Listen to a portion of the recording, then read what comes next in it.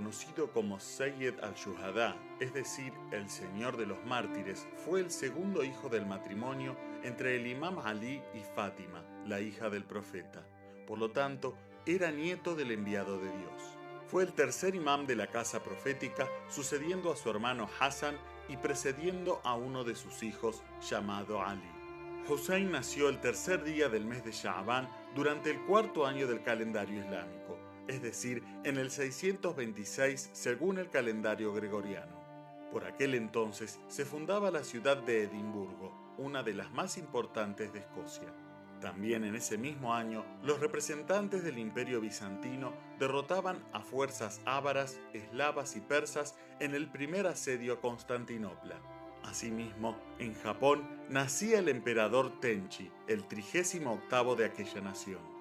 Cuando el profeta Muhammad supo del nacimiento de su nieto, se dirigió a la casa de su querida hija y cuando finalmente lo tuvo en brazos, el mensajero del Islam pronunció un emotivo llamado a la oración. Durante los primeros días del nacimiento del niño, el arcángel Gabriel apareció ante el profeta y le dijo que lo llamasen como fue llamado el hijo de Aarón.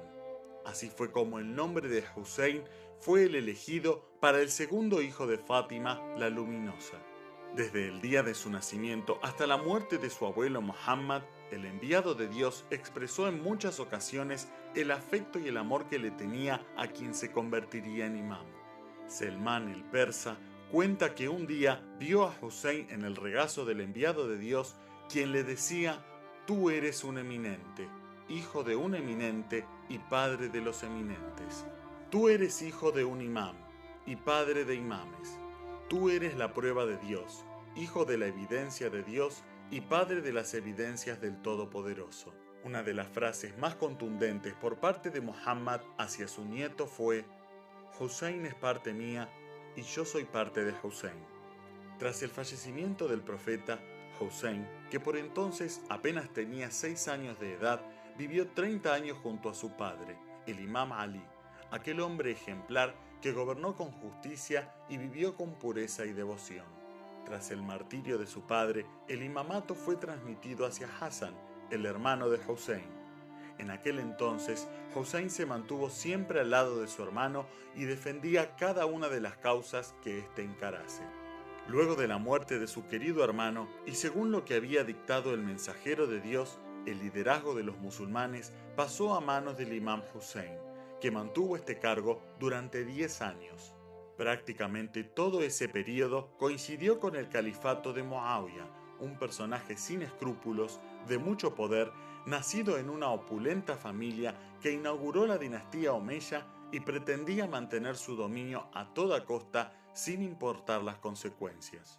Es por ello que el imam Hussein vivió bajo las condiciones más difíciles, oprimido y perseguido.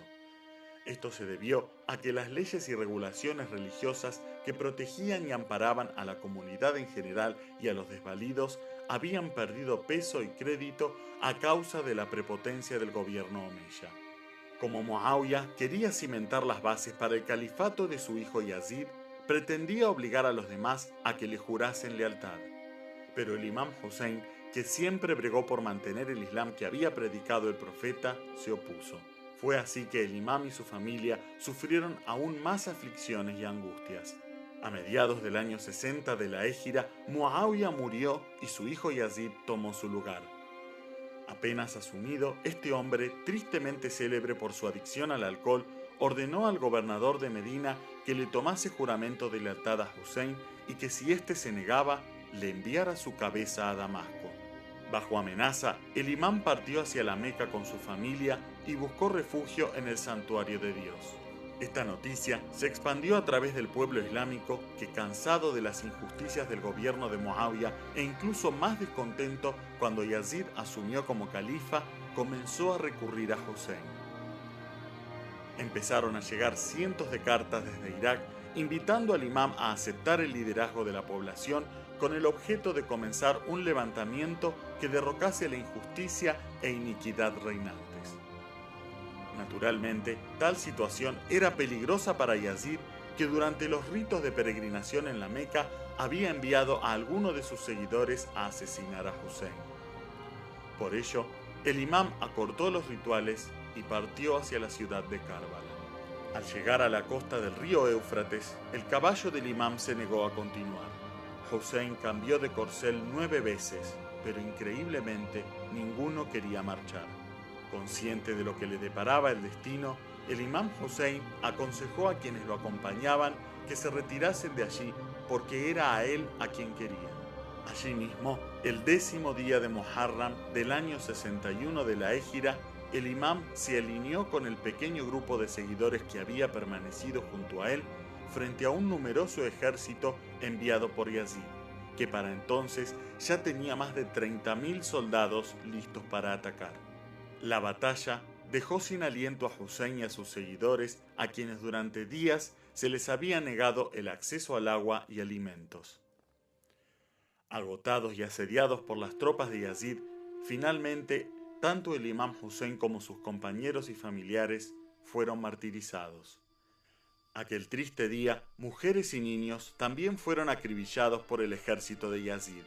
El único hijo del imam en salvarse fue Ali Zayn al-Abidin, quien al momento de luchar se encontraba gravemente enfermo y fue protegido por su tía Zainab cuando los soldados quisieron darle muerte. Este hombre se convertiría en el 4º imam de la casa profética. Hoy, el santuario del imam Hussein se encuentra precisamente en la ciudad de Karbala y es visitado por millones de personas al año. La conmovedora fe, entereza y determinación del imam Hussein terminaron por salvar al Islam. A través de su sacrificio se mantuvo el legado y el mensaje que había recibido de su propio abuelo, el profeta Muhammad.